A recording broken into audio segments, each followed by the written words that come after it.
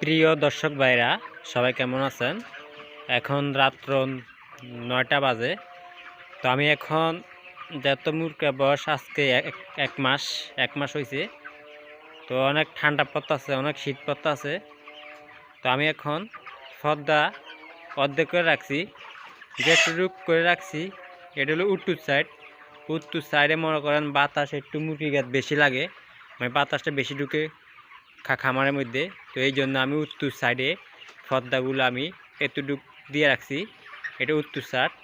আমি আর রাত্রে আর উঠাবো না। উপর দিয়ে ফাঁকা আছে অর্ধেক, আর নিচে দিয়ে অর্ধেক আটকেন আছে, যাতে মুরগির গাছ বাতাস না লাগে। তো আমার বসিগুলো শুকনো আছে, বসিগুলো একবার ফ্রেশ, এই জন্য আমি একটু আলগে রাখছি। তারপরে মুখে ঠান্ডা লেগে গেলে জামালা হবে। উত্তর সাইডে বাতাসটা একটু বেশি, এই জন্য আমি উত্তর সাইডে একটু মানে পর্দা আলগে দিয়ে রাখছি। এখন পশ্চিম সাইডে দেখুন, পশ্চিম সাইডেও আমি একই সিস্টেম দিয়ে রাখছি, যাতে পশ্চিম দিকেও বাতাস মুরগি গাছ যেন বাতাস না লাগে, এই জন্য পশ্চিম সাইডে একটু কম রাখছি। পশ্চিম সাইডে কাঠের সমান রাখছি, পশ্চিম সাইডে একটু কম। পশ্চিম সাইডে আমি একই সিস্টেম রাখছি। দক্ষিণ সাইডেও আমি একটু নামা রাখছি। দক্ষিণ সাইডে যাতে বাতাস নাই, দক্ষিণ সাইডে বাতাস নাই। তো আমি আরও কদ্দূর রাতে 10টা 11টার সময় দক্ষিণ সাইডে একবারে মানে এতটুক পরিমাণ আলগি দিয়ে দেবো।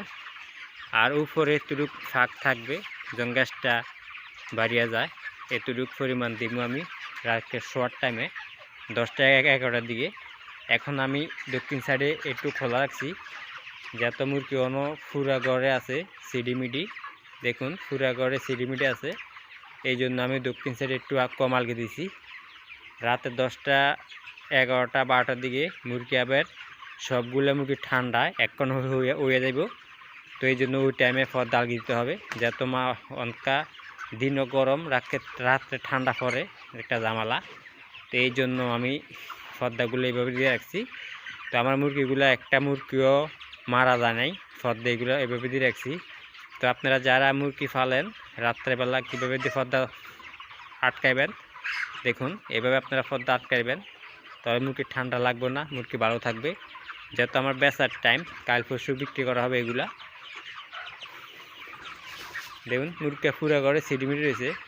যদি মুরগির ঠান্ডা থাকতো তাহলে মুরগি একখানা দল হয়ে যেত শীতে। তো সিডিমিডি রয়েছে, এই জন্য আমি পর্দাগুলো এটুক দিয়ে রাখছি। এই জন্য এটুক দিয়ে রাখছি পর্দাগুলা। তো হুপ সাইডে দেখুন, হুপ সাইডেও একটু খোলা রাখছি গ্যাসটা বাড়ার জন্য, যখন গ্যাসটা বাড়িয়ে যায়। আবার 10টা 11টার সময় আমি হুপ সাইডেও আলগি দিয়ে দিব, অনেক ঠালগি দিয়ে দিব। তো আজকে আবার খাদ্য 5টা আইছে।